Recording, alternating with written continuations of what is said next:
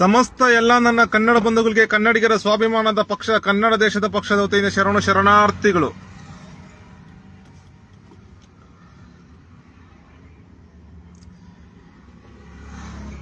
ನಮ್ಮ ಕನ್ನಡ ದೇಶದಲ್ಲಿ ನಮ್ಮ ಕನ್ನಡ ಧರ್ಮದ ಸಂಸ್ಕೃತಿಯಲ್ಲಿ ಒಂದು ಒಳ್ಳೆ ಸಂಸ್ಕೃತಿ ಇದೆ. ನಮ್ಮ ಕನ್ನಡ ಧರ್ಮದ ಆಚರಣೆ ಜಗತ್ತಿನಲ್ಲಿ ಅತ್ಯಂತ ಸರ್ವಶ್ರೇಷ್ಠವಾದಂತಹ ಒಂದು ಕನ್ನಡ ಧರ್ಮ ನಮ್ದು.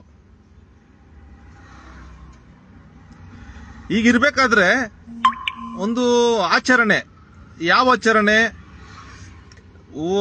ಈ ವರ್ಷದ ದಿನಚರಿ ಏನು 2025 ಏನು ಈ ಇಂಗ್ಲಿಷ್ ಪಂಚಾಂಗದ ಪ್ರಕಾರ ಆ ಒಂದು ಇದ್ರ ಪ್ರಕಾರ ದಿನಚರಿ ಪ್ರಕಾರ ತಿಂಗಳ ಆದ್ಮೇಲೆ ನಂತರ ವರ್ಷ ಕೊನೆ ಅಂತ ಹೇಳ್ಬಿಟ್ಟು 2025 ಹೋಗಿ 2026 ಅಂತ ಏನೋ ಜನವರಿ 1ನೇ ತಾರೀಕು ಏನು ಆಚರಣೆ ಮಾಡ್ತಾರಲ್ಲ,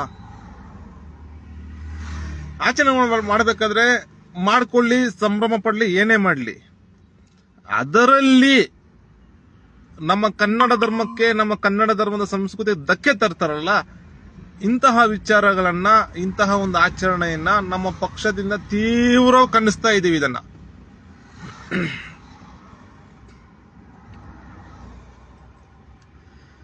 ನಮ್ದು ಕನ್ನಡ ಧರ್ಮ ಅತ್ಯಂತ ಜಗತ್ತಿನಲ್ಲೇ ಶ್ರೇಷ್ಠ ಧರ್ಮ. ಯಾವ್ದೋ ಧರ್ಮ ಇದೆ, ನಮ್ಮ ಕನ್ನಡ ಧರ್ಮನೇ ಮೊದಲನೇ ಧರ್ಮ. ಅಂತಹ ಪವಿತ್ರ ಶುದ್ಧ ಧರ್ಮ ಯಾವ್ದಿದ್ರೆ ನಮ್ಮ ಕನ್ನಡ ಧರ್ಮ ಐತಿ. ಇಂತಹ ಪರಿಸ್ಥಿತಿಯಾಗ ಯಾರೋ ಹೊರಗಿನವರು ಪರಭಾಷಿಕರು ಬಂದು ಅವರು ಹೆಣ್ಮಕ್ಳು ಮತ್ತೆ ಗಂಡು ಮಕ್ಳು ಯಾರೇ ಆದ್ರೂ ಹೆಣ್ಮಕ್ಳು ಜೊತೆ ಸೇರ್ಕೊಂತಾರೆ. ಅವ್ರ ರಾದ್ಧಾಂತಗಳನ್ನ, ಅವ್ರ ಆಟೋಟಪಗಳನ್ನ, ಅವ್ರು ಇದನ್ನ, ಅವ್ರ ಕಿರುಕುಳನ್ನ ಒಂದು ನೋಡಕ್ಕಾಗಲ್ಲ. ಅವ್ರ ಆಡೋ ಆಟಗಳನ್ನ ಒಂದು ಕಣ್ಣಾರ ಕಾಣಕ್ಕಾಗಲ್ಲ, ನೋಡೋದಕ್ಕೆ ಆಗಲ್ಲ. ಅದನ್ನ ಇಂತಹವರು ಎಲ್ಲೋ ಹೊರ್ಗಿನಿಂದ ಬಂದಿರ್ತಾರೆ, ಬಂದು ಇಲ್ಲಿ ಮಾಡಬಾರ್ದು ಮಾಡಿ ಮಾಡಿ ಮಾಡಿ ಮಾಡಿ ಅನಾಚಾರ ಮಾಡಿ ಮಾಡಿ ಮಾಡಿ ಮಾಡಿ ಮಾಡಿ ಮಾಡಿ ಮಾಡಿ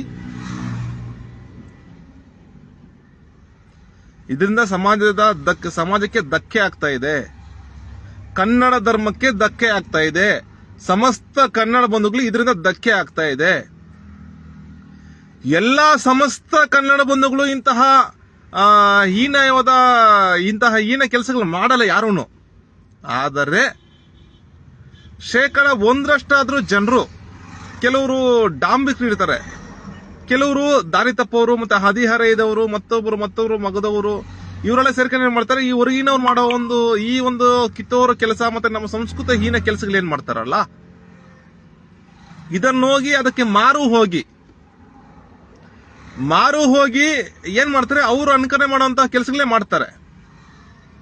ಇದು ತುಂಬಾ ಖಂಡನೀಯವಾಗಿರುವಂತಹದ್ದು. ಇದು ಸರ್ಕಾರಗಳು ಏನು ಆವತ್ತೊಂದು ದಿನಕ್ಕೋಸ್ಕರ ಅಥವಾ 2-3 ದಿನಕ್ಕೋಸ್ಕರ ಏನೋ ಮದ್ಯ ಮಾರಾಟ ಮಾಡ್ಬಿಟ್ಟು ದೊಡ್ಡ ಆದಾಯ ಗಳಿಸ್ಕೊಂತ ಸುದ್ದಿವಾಹಿನಿಯಲ್ಲಿ, ಪತ್ರಿಕೆಗಳಲ್ಲಿ ಮತ್ತೆ ಅಧಿಕಾರ ಇಲಾಖೆಯಿಂದ ಮಾಹಿತಿ ಬರೆದ ಪ್ರಕಟಣೆಗಳೆಲ್ಲ ನೋಡಿದೀವಿ. ಬರೀ ಇವ್ರು 3 ದಿನ ಆದಾಯಕ್ಕೋಸ್ಕರ ಎಷ್ಟೋ ಕೋಟಿಗಳು ಬಂದ್ಬಿಡುತ್ತೆ, ತೆರಿಗೆ ಬಂದ್ಬಿಡುತ್ತೆ, ದುಡ್ಡು ಬಂದ್ಬಿಡುತ್ತೆ ಅಂತ ಒಂದು ಉದ್ದೇಶಕ್ಕೋಸ್ಕರ ಇಡೀ ಸಮಸ್ತ ಕನ್ನಡ ಬಂಧುಗಳು ಅವರ ಆರೋಗ್ಯಕ್ಕೆ ಧಕ್ಕೆ ತಂದುಕೊಂಡು, ಕನ್ನಡದ ಧರ್ಮಕ್ಕೆ ಧಕ್ಕೆ ತಂದುಕೊಂಡು, ನಮ್ಮ ಸಂಸ್ಕೃತಿಗೆ ಧಕ್ಕೆ ತಂದುಕೊಂಡು ಇದನ್ನ ಎಣ್ಣೆ ಹೊಡೆಯೋದಾಗಿರ್ಬೋದು ಮತ್ತೆ ಕುಡಿಯೋದಾಗಿರ್ಬೋದು ಇದೆಲ್ಲ ಮಾಡ್ಬೇಕಾ? ಸರ್ಕಾರಗಳು ನಮ್ಮ ಕನ್ನಡ ಧರ್ಮನ ಉಳಿಸೋ ಕೆಲಸ ಮಾಡಬೇಕು. ಕನ್ನಡ ಧರ್ಮದ ರಕ್ಷಣೆ ಕೆಲಸ, ಕನ್ನಡ ಧರ್ಮದ ಪಾಲನೆ, ಇಡೀ ಕನ್ನಡ ದೇಶದ ರಕ್ಷಣೆ, ಕನ್ನಡ ಬಂಧುಗಳ ಆರೋಗ್ಯದ ಹಿತದೃಷ್ಟಿಯಿಂದ, ಸಂಸ್ಕೃತಿ ಹಿತದೃಷ್ಟಿಯಿಂದ ಇಂತಹ ಆಚರಣೆಗಳಿಗೆ ಅವಕಾಶ ಮಾಡಿಕೊಡ್ಬಾರ್ದು. ಯಾಕೆ ಆಚರಣೆ ಯಾಕೆ ಯಾವ ಕಾರಣಕ್ಕೋಸ್ಕರ ಇವ್ರು ಆಚರಣೆ ಕೊಡ್ತಾರೋ ಗೊತ್ತಾಗ್ತಾ ಇಲ್ಲ. ಯಾರೋ ಪರಭಾಷಿಕರ ಕುತಂತ್ರದಿಂದ, ಷಡ್ಯಂತ್ರದಿಂದ ಇದು ಮಾಡ್ತಿರಬಹುದು.